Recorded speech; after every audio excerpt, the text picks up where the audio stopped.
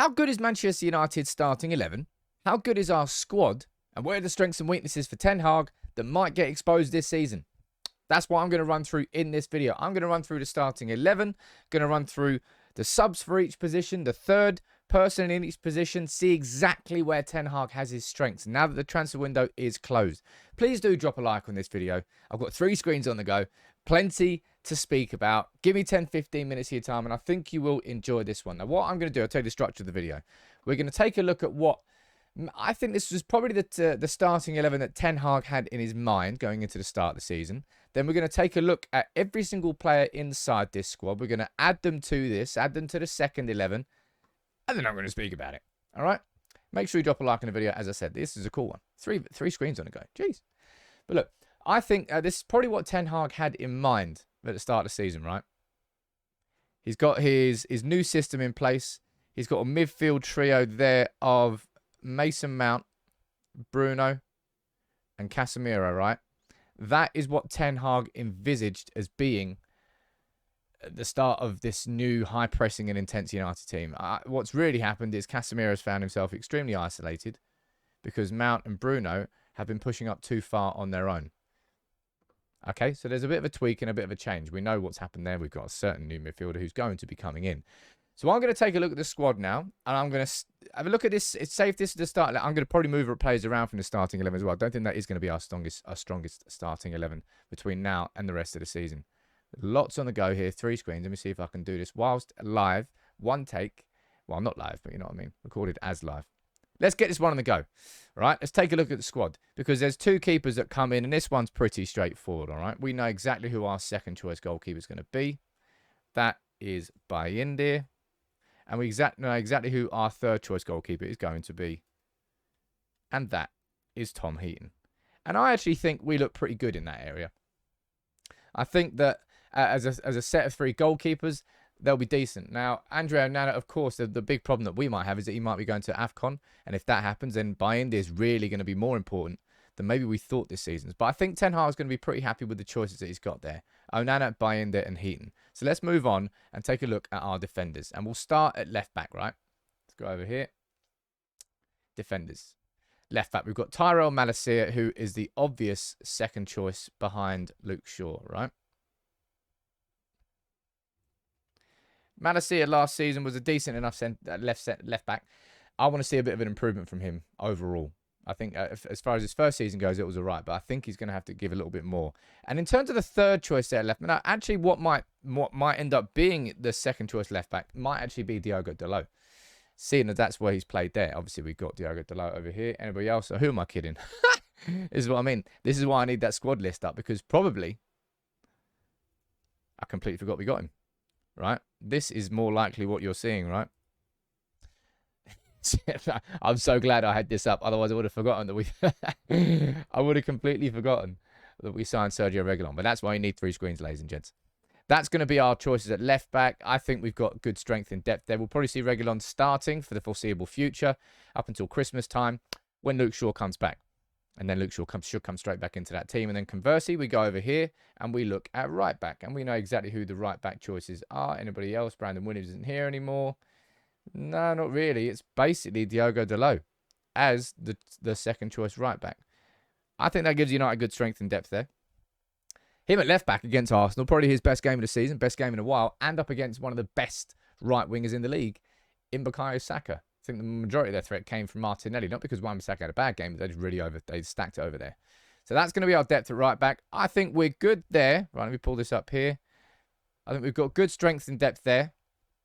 I think because we brought Reguilon on in there, I think we're pretty decent. And if you're looking at the goalkeepers, I think Ten Hag is all right. So all 3 of those positions, strength and depth-wise, I don't think United are doing too bad. Now let's go to the centre-backs, right? We're going to start off at left centre-back here. And let's take a look. Let's see who's on our list. Lindelof, Maguire, Varane, Johnny Evans.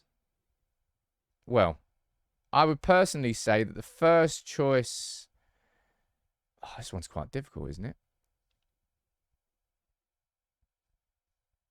I think the way that Ten Hag is looking at this maybe might be this. It depends, right, on how high he actually rates Harry Maguire.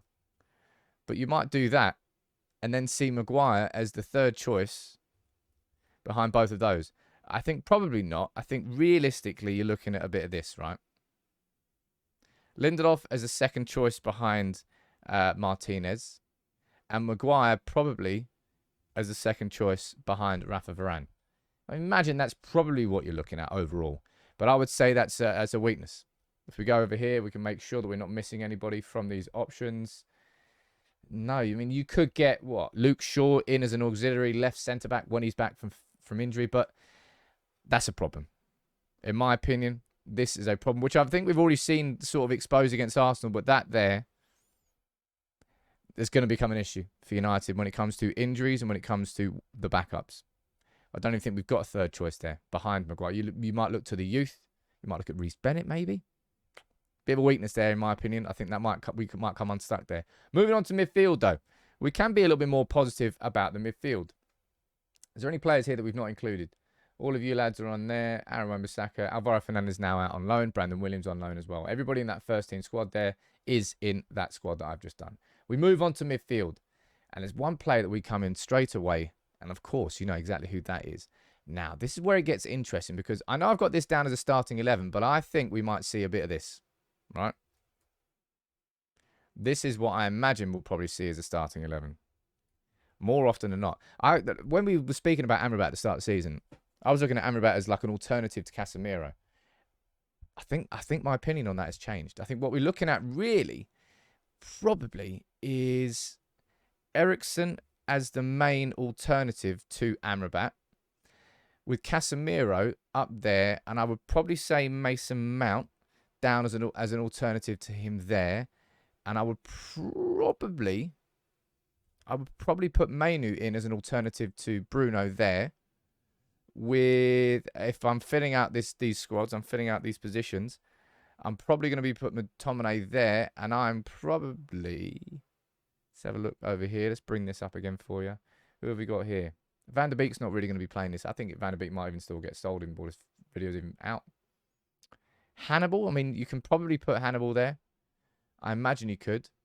I don't think there's going to be much game time for Hannibal, I'll be totally honest. Now, of course, some of these interchange. I could put McTominay down there as a third choice. Casemiro really is kind of involved in this conversation here, but this is kind of what I feel might be happening across the course of the season. How does that sit with you, right? How does that sit with you for midfield strength and depth? Casemiro, if Casemiro, Bruno, and Amrabat are the starting three, with Mount, and I think Mason Mount's going to end up being more of a squad player. I agree with Neil on the podcast there. I think Ten Hag wanted it to work with the number 6 and then 2 really aggressive number 8s. And maybe it still can with Amrabat behind. Maybe it might work a bit more even with Amrabat in behind, rather than Casemiro then. Having Casemiro be more one of the number 8s, being more aggressive on the front press rather than the person who's responsible for tracking back. That might work a bit more. I think we've got some decent depth there. We've got some decent quality there. Amrabat is the man who comes in and changes that.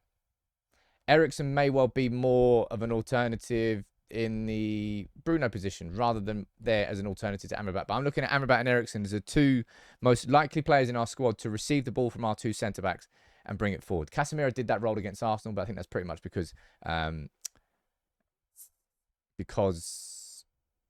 wasn't there. Although Eriksen could technically have done it. I don't know. I'm going to put them down there as the options. Now, as I said, you could probably do this, right? You could probably get Casemiro down here as another option.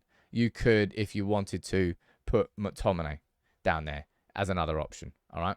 I'm just putting them in those positions there. It doesn't mean that I think that Casemiro is only going to be playing there. All right? Now, that's what I'm going to go for in midfield. I think we've got decent strength and depth there. I do. I genuinely do. If we go over here and we take a look at this now, who haven't we got in? I haven't put Van der Beek in because I just don't think he's going to be playing, man. I really, really don't. And of course, Ahmad and Pellistri, they're not midfielders. They're wingers. I can't wait to see Kobe Mainu come back into the squad. But let's move forward to up front. Right. Rashford out on the left. We know exactly who the alternative there is. And you could argue there's going to be games where maybe it's going to be better suited to even start Garnacho over Marcus Rashford. If I'm looking at these and I'm putting everyone in the positions that we think we know, we're probably looking at Højlund there with Martial as the first choice alternative. You're probably then realistically looking at Sancho there. Actually, no, you're probably going to be looking at this. I don't know. This one's kind of hard to do. Because Sancho's played more on the false 9 in pre-season, right? I'm going to go Anthony there. I'm going to go Sancho on that right-hand side. And I'm going to go Pellistri below him. But questionable as to whether Anthony will be playing for United, whether Sancho will be playing for United. Maybe Pellistri is going to be our first choice. And Ahmad will go down there as the right. I would probably do this, actually. I'm going to switch this up. Going to do that. And I'm probably going to put Sancho in there. And you could technically get Sancho there. Have I missed anybody in this squad? Let's have a look. Got Hannibal in, got Ahmad in, got Pellistri in, go forward. Martial, Højlund, Garnacho, Anthony, Sancho, Shorter. Obviously, Mason's out on loan. Hopefully never coming back. Nobody that I've missed there. But I think you could... There's no point putting Sancho down twice, but Sancho can play across all front three positions. I kind of say that is what we're looking at overall for the squad depth and the squad strength.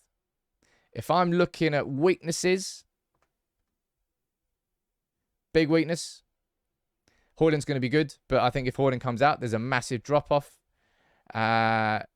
Big weakness, what happens if Varane is injured, which we know is right now, then Lindelof is probably going to play there if ahead of Maguire. So, I mean, Lindelof is basically first choice alternative for Martinez and Varane. But I say there's a bit of a weakness there. I'd say they are probably the two standout weaknesses. I think right wing's not been good enough so far this season. I think you can say about, well, I can say that most about a lot of United. I'm going to be interested to see how this midfield does shape up. But I think overall, our squad is in a much better position than it was last season. I think that's a fair thing to say. I think Ten Hag will be far happier with what he's got there than we had last season. Biggest strengths we've got. It feels like probably in the midfield and the different sorts of midfield that we could set up once everything is, cooking on gas.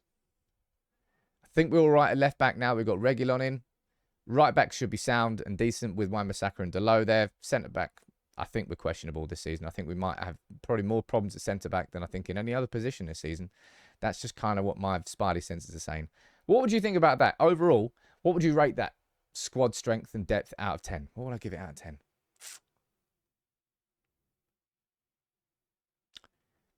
Probably give it a 7.5. I think I want another right-sided centre-back and I'd want another centre-forward. I think with those two in, I would probably give it a 9 in terms of squad strength and depth. Because we've got Champions League coming back. We're going to be playing tough games every week. But that's overall, I think, correct. Let me go back here and make sure I haven't missed any players from this list. Right. All three of you are in there. Lindelof, Maguire, Martinez, Malacia, Reguilon, Varane, Dalot, Shaw, Wan-Bissaka, and Evans. They're all in there. Amrabat, Mount, Fernandez, Eriksson, Ama, Casemiro, Pellistri. I'm not putting Donny in. I don't think Donny's going to play. I think, as I said, I think he'll go out. Mainu, McTominay, and Hannibal. Martial, Rashford, Højlund, Garnacho, Anthony, Sancho. All in there and all done. Give that a rating out of 10. You can let me know what you think. As I said, the international break gives us the opportunity to do some sort of videos like this. And I want to take a look ahead at football as much as I possibly can because I don't want to look around at any other news that's going on at United right now. Let me know what you think in the comments about that squad strength and what you rate it out of 10.